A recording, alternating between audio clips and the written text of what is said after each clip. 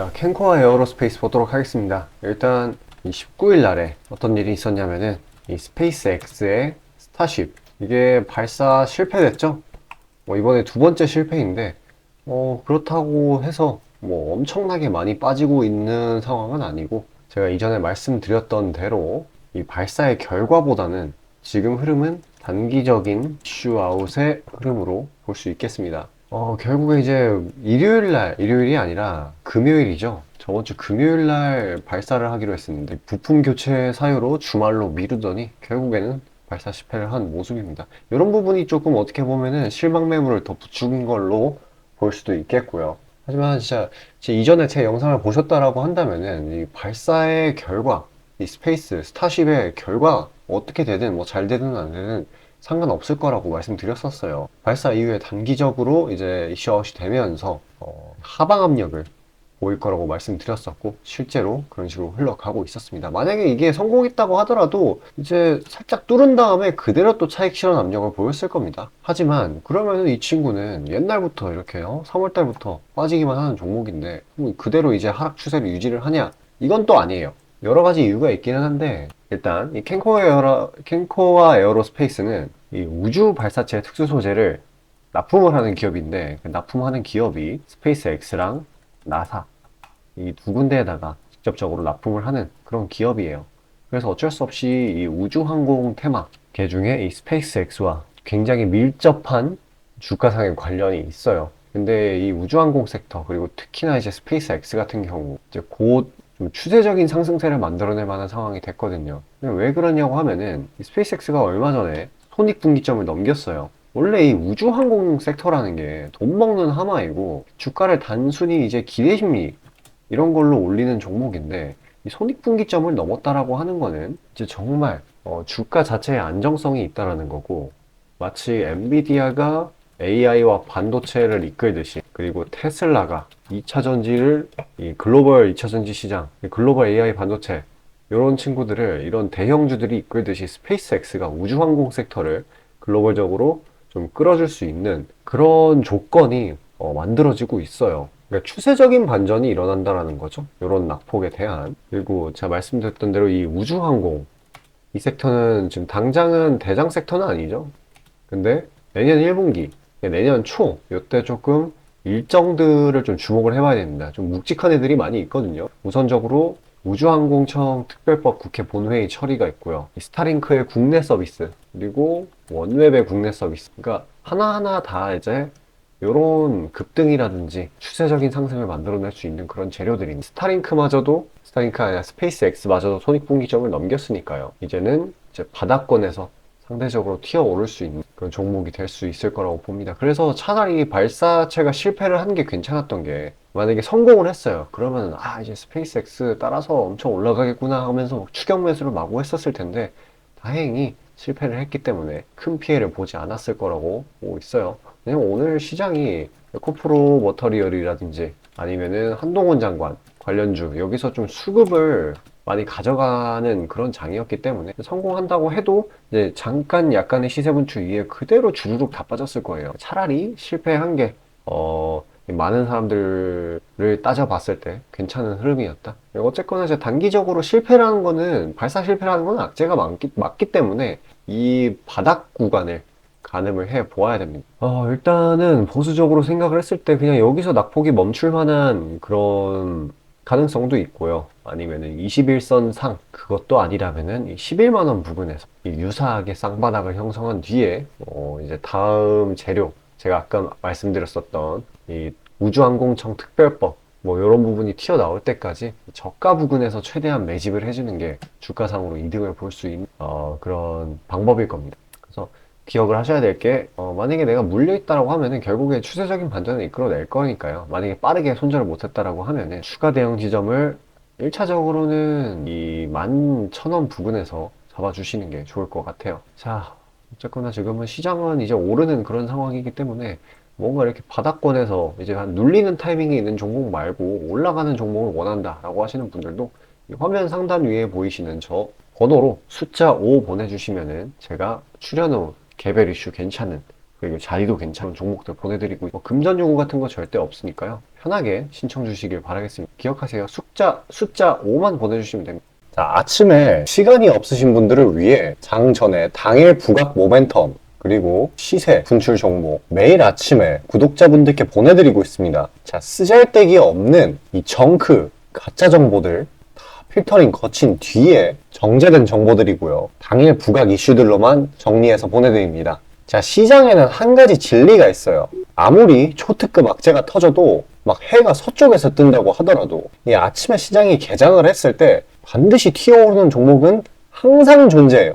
그래서 이러한 특성 때문에 장초 개장 시간 1시간 동안만 매매를 하고 나머지 시장은 관망을 하시는 분들도 상당히 많으시죠. 근데 만약 내가 스윙이나 장투를 지향한다고 해도 이 가장 활발한 시간, 개장 후 1시간대를 놓치는 거는 합리적인 투자 관점에서 보면 너무나도 아까운 일이에요. 자, 장 초반에는 뭐 기본 수급, 세력의 움직임, 전일 모멘텀 등등 다양한 요인들, 그중 단일 요인만 가지고도 이 수익 구간을 충분히 내주는 일이 허다하죠. 나중에 빠지는 건 둘째 치고요. 그런데 이 개개인이 수많은 종목, 이 시장에 상장된 종목이 얼마나 많이 있습니까? 그 많은 종목에서 이러한 요소들을 다 파악하려고 막 분석을 해서 수익을 잡아내기는 상당히 난이도가 있어요. 이 단적인 예로 이 시장의 정보 재료라고 할 만한 것들이 날마다 아침에 보면 수도 없이 많이 쏟아져 있어요. 그래서 그 개별 재료들의 높고 낮음, 중요도, 이게 앞으로 주가에 어떻게 적용될 건지 개인이 파악하는 거 사실 불가능에 가깝다라는 거. 물론 경력이 쌓이신 분들은 가능하겠죠. 하지만 모두 다 그런 건 아니지 않습니까?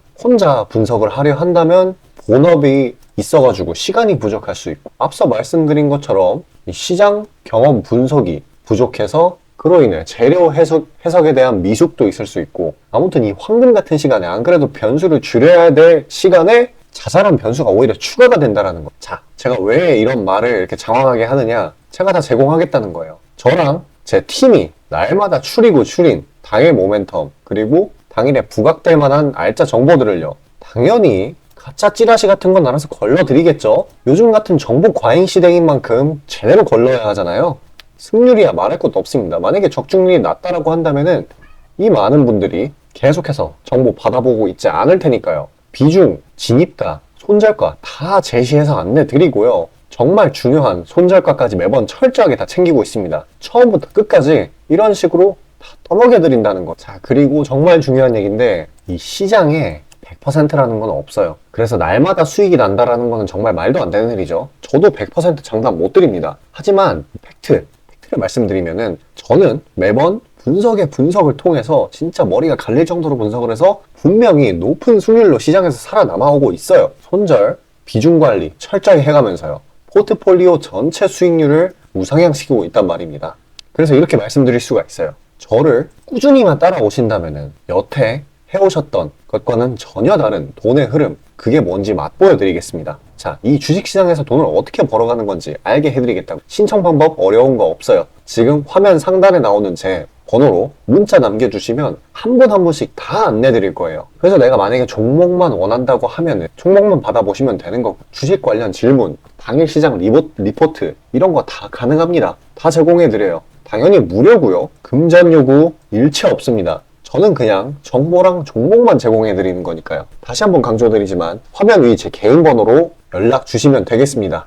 자, 오늘 증시 흐름 보도록 하겠습니다. 일단 코스피와 코스닥 모두 외국인 그리고 기관 이런 순매수가 유입이 되면서 2차전지 그리고 반도체 이런 친구들 그리고 추가적으로 기계까지 이런 업종들이 강세를 보였었어요. 일단 일요일날 저번 주에 미국 경제 지표들이 대거 있었죠. CPI부터 시작해서 PPI, 소비 지표도 있었고, 그리고 노동 지표도 있었습니다. 이런 부분들이 이제 대부분 둔화가 되면서 어떤 일이 일어났냐면은 금리 인상 종료 기대감이라는 게 시장을 들어 올렸다고 볼 수 있어요. 그런 부분이 이번 주 초에도 이런 식으로 강한 힘으로 나타나는 걸로 볼 수 있겠는데, 이런 것뿐만 아니더라도 이러면은 약달러가 되기 때문에 상대적으로 이 신흥국 시장들, 뭐 아시아도 있겠고 다른 나라도 있겠고 하지만 아무튼 이제 글로벌 시장 전반적으로 이제 상방압력이 가해지고 있는 그런 타이밍이라고 보시면 돼요.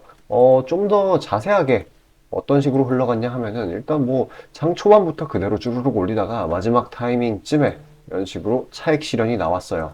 하지만 이렇게 장기평선상에서 마무리가 잘 지어졌고, 제가 아까 말씀드렸다시피 2차 전지, 특히 이 IT 장비 소재 섹터의 신규주인 에코프로 머티리얼을 좀 중심으로 굉장한 자금 쏠림이 많이 일어났습니다. 그리고 이 친구 말고도 이 두산 로보틱스 같은 이런 대형주들, 신규주 위주로 순환매가 이어지는 흐름이 있었습니다. 또 이제 오늘은 또 정치 테마주가 상당히 강한 모습을 보였는데, 일단 이 한동훈 장관 관련주가 아주 미쳐 날뛰었었는데, 일단 뭐 몇 가지 본다고 하면은 이민 정책, 이걸로 인한 일자리 관련주, 그리고 마약 관련주, 이런 부분들이 상당히 좀 부각을 받았어요. 그래서 단발적인 시세 분출을 보이곤 했습니다. 근데 좀 주의를 해야 되는 게, 정태주는 힘은 분명히 이만큼 강한 종목이나 테마가 없어요. 근데 이 친구는 언제 이슈아웃이 될지 모른다라는 거. 그리고 빠질 때는 오를 때 힘이 강했던 것처럼 무시무시하게 빠지고는 하거든요. 그래서 이게 좀 추격 매수는 좀 주의해야 된다. 꼭 기억을 하시고요. 일단은 뭐 시장 전체적으로 본다라고 하면은 거래 대금, 이것도 나쁘지 않았고, 등락률 이런 것도 괜찮았고요. 이 아까 말씀드렸던 이런 종목들의 순환 이런 부분도 괜찮았기 때문에 이 에코프로 머티리얼에 쏠려 있는 수급이 조금 시장에 돌기 시작한다면은 다른 섹터들도 좀 괜찮은 상당히 양호한 흐름을 보일 수 있을 거라고 보고 있습니다. 자, 영상 여기까지 시청해주신 우리 구독자분들을 위해 제가 선물 하나 준비했어요. 화면 상단 위에 보이시는 저 번호로 숫자 5 보내주시면은 제가 엄선해 놓은 그런 단기 스윙주들 선물로 보내드리고 있습니다. 지금은 시장이 유동성이 풍부해져 가지고 모멘텀이 있다라고 하면은 이제 끌어올려 줄 수 있는 그런 상황이 됐는데, 에코프로 머티리얼즈 같은 종목들, 특정 종목들이 수급을 전부 가져가는 탓에 오늘은 살짝 눌려서 출발이 지연이 된 점이 있어요. 그래서 이 말은 뭐냐? 아직 매집할 수 있는 기회가 있다라는 거. 그래서 더 늦기 전에 빨리 신청하셔서 종목 받아보시고 그걸로 수익 내셨으면 좋겠습니다.